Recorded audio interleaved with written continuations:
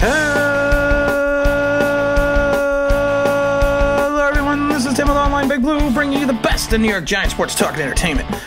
Oh, we got an email that someone says to me, you know what your problem is? And I thought to myself, I got a lot of problems, so you need to be really more specific than that. They're like, you don't do news all the time when the Giants make a player signing or something. Well, honestly, I don't feel the need or necessity to do news all the time when we do something. I like doing more in-depth profiles and things. But you know what? I will get into quickly the Dante Pettis signing.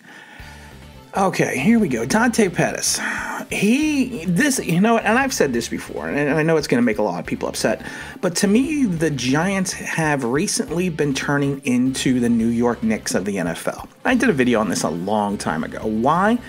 Because we go after players that other teams discard with the thought process that we are going to have the ability to fix them and make them better than they were on their older team. The Knicks do that all the time. They used to trade draft assets and everything else to get players that are either past their prime or have underachieved, and we are going to fix them, and they are going to be the next great Knick piece into the system. The good thing was with Dante Pettis is we didn't give up any assets. We just picked him up on waivers. He's not going to be out. He's going to be out for 5 games because of the fact that he's got to go through the COVID protocol.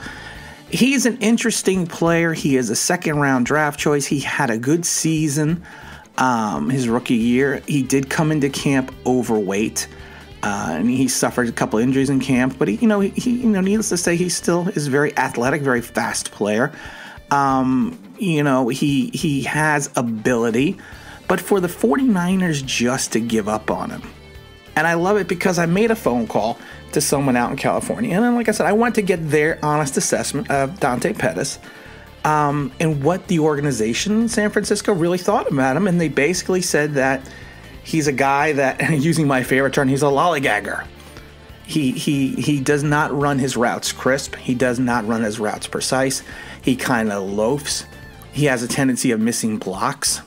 He's extremely timid going over the middle, which is why he's kind of fallen out of, favor with Shanahan and Lynch, to the point that they tried to trade him, nobody wanted him, and they just released him. I mean, that tells you a lot about a player. And then here comes the Giants, swooping in to pick him up because, Joe Judge is going to fix him. Joe Judge is going to make him better. We are going to make him stronger than he was. We are going to make him faster. Well, maybe not faster because he's a pretty fast guy right now. That is the dog growling because someone is delivering a package, and I have to record today downstairs in one of the living rooms. But, it's just one of those things that we're always looking for reclamation projects, that we are going to bring this guy in and make him better. And that doesn't always work. I mean, we kind of did it with Leonard Williams. And Leonard Williams, he has played well, and I give Leonard Williams 100% credit for that, but he has not been the Pro Bowler that he was his first couple seasons with the Jets. So, that while we're, and the money that we're giving him, to me, does not equate to the production that we're getting. And so, like I said, for us to think that Dante Pettis is going to come in here and replace Golden Tate, and now let's get into Golden Tate a second. Golden Tate, does this spell the end for Golden Tate's Giant career? Probably, yeah. Not this week, but maybe next week because he won't be able to play this week.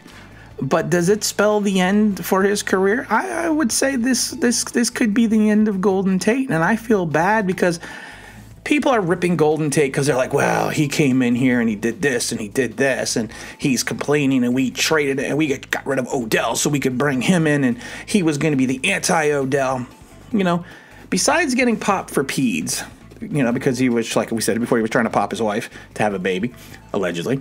He's played fairly well. He's played consistent.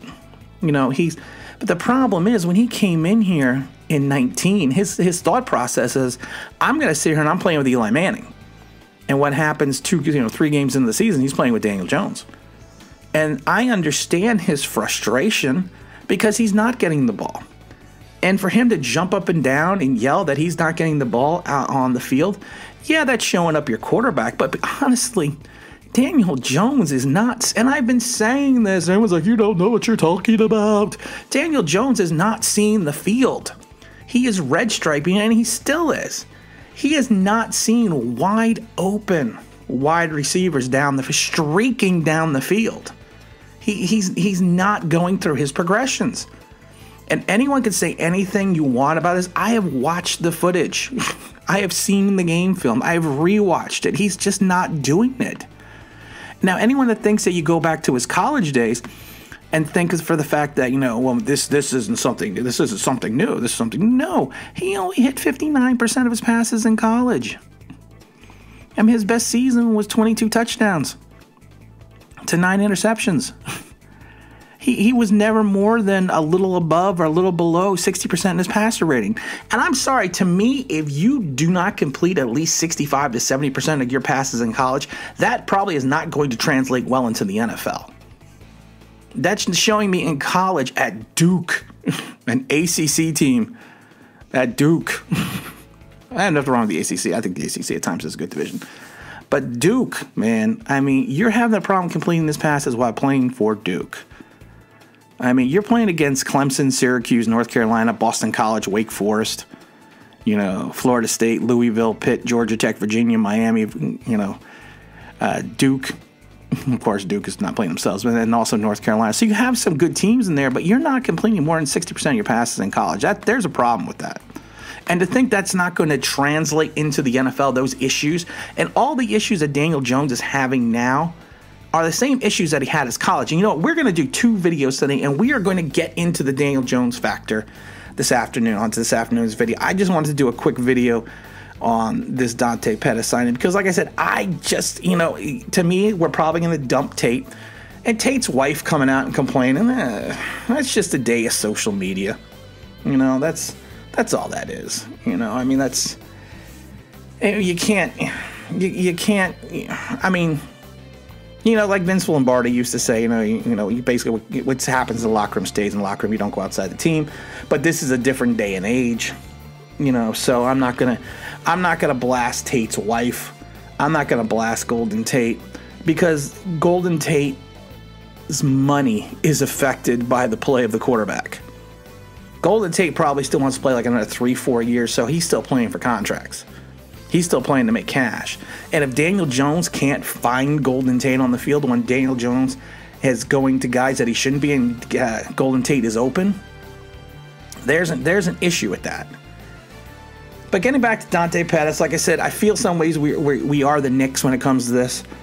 And this is a bad thing to say, but it's true. This is what bad teams do. Bad teams always convince themselves they have found the diamond in the rough. That they have found the hidden talent in a player that no one else has seen but them. And they are going to turn that diamond, turn that piece of coal into a diamond. And he is going to be the franchise cornerstone. But the problem is 90% of the time it doesn't happen. 99% of the time you pick up a player that got dumped from another team. There was a reason why they dumped him, and his baggage just follows him along. And to hear basically that he is lazy in his route running, he has, he has issues going over the middle. He's not what they refer to as fearless. Golden Tate, for all the shit people are giving him, and I'm sorry I did curse. Golden Tate, for all the stuff that they're giving him, is fearless. The dude doesn't crocodile arm it. Now Odell crocodile armed it quite a bit. And to hear that, Davis is kind of Dante Pettit is kind of one of those players that doesn't want to go across the middle. And like I say, and people go back and say, well, he had a great rookie season. He had 27 catches, 467 yards, 5 touchdowns in 12 games. He's considered a talent in the return game, but he didn't do much in the NFL. I think he had like 9 touchdowns on returns in 4 years over. Where was it from? At Washington. He's on. I don't know. And like I said, to me, this is just one of those moves that we're trying to be the smartest guy in the room. We're gonna find the diamond in the rough. You have Darius Slayton, Sterling Shepard, and Austin Mack, and then we have Corey Coleman back, and then we're probably gonna end up not this week. I think probably next week we'll cut Golden Tate. for Dante Pettis. This just tells me it's a throwaway. It's a bad move. It's not a bad move picking him up, but people need to understand what he is, what his talent level is, and how we may or may not get what we need out of him. And again, this is Tim with Online Big Blue, bringing you the best of New York Giants sports talk and entertainment. And as always, if you could like, if you could subscribe, if you ring that bell, you think you know what that means, that'd be awesome.